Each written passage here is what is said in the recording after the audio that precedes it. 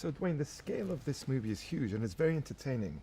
What should the public expect from Rampage? I think the public can expect a movie that is epic, that is there's calamity in it. Of course, when you get the team of San Andreas back together, but also they can expect a nonstop ride, and that's the feedback that we've been getting from audiences of seeing the movie early. Is that it is they're literally on the edge of their seats in this crazy ride that's called Rampage. They could also expect to, I think, a story with heart, and it's based off this relationship between. So yes, there's three gigantic monsters, and they're wreaking havoc and destroying the city, and then they have ill intentions for the rest of the world. But at the heart of it and the core is a relationship between me and my best friend George, who is a gorilla, and this bond and this relationship is really what drives the story. So the core then is a message about trust and friendship. At the core of our movie is a message about trust, about friendship, and also about being careful of what happens when power gets in the wrong hands. It's an age-old theory and thought process that we have about when power gets in the wrong hands, and certainly it does in our movie in Rampage. But there is an anchoring sentiment in our movie, and that, again, is just about, when your best friend is an animal, and as an animal lover, there's a lot of animal lovers out there who consider their animals their best friends, and they're certainly their family. You would do anything to protect them. In the film, you play the primatologist Davis, who seems to be more comfortable around animals than people. Why is that? He is. Well, my character has an issue with. He has a long-standing issue with people. He's fought in many wars, and he's seen the bad side of things, and he's kind of fallen into this place of feeling that there's a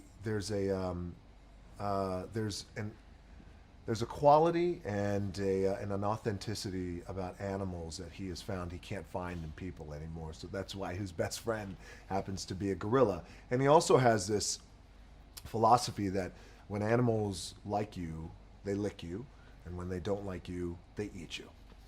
In preparing the role, what did you learn about gorillas that surprised you? And is it true that the bond that you have with your dog helped you in a way? It is. The bond I have with my dog helped me, and it motivated this relationship that I have with George in the movie. Because my dog Hobbs, he's the only other guy in the house. We have all women. He's the only one, and we have a pretty tight bond. And this role in particular, I was able to work with a lot of primatologists down at the Atlanta Zoo, who has the biggest primatology department in the United States, the biggest amount of gorillas that are observed in the United States. And the process was phenomenal. Getting to know the gorillas personally down in Atlanta for the movie was really such an educational process that I really appreciate. And the truth is that you're also surrounded by an extraordinary cast.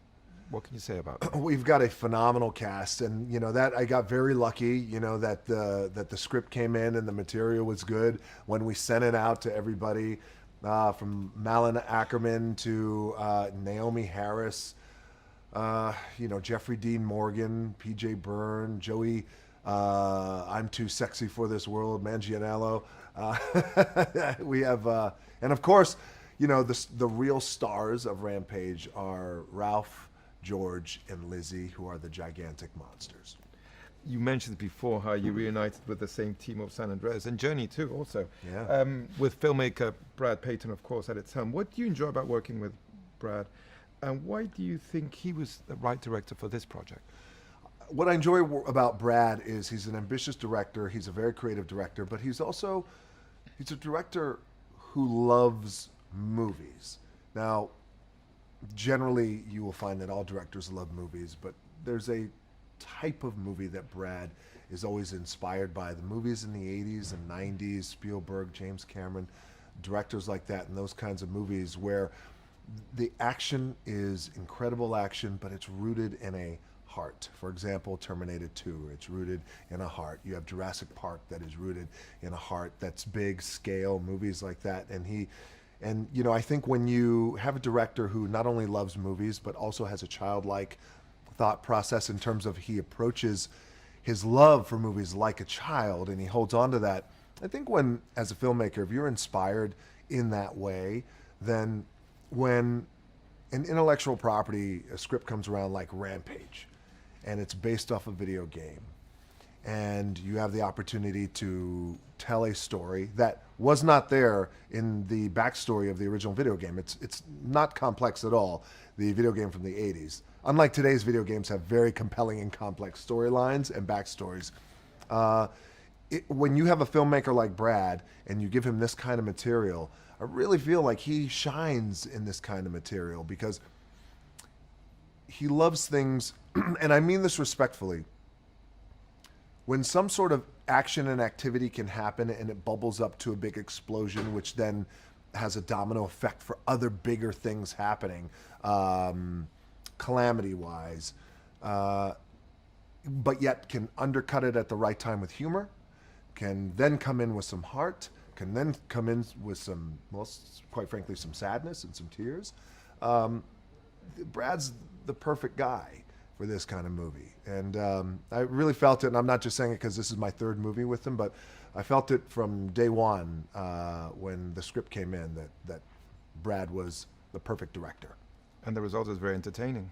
And, you know, by the way, I mean, you just said it. There's a guy who at the end of the day, what we want to do when we make our movies together, Brad Peyton and myself, is just entertain.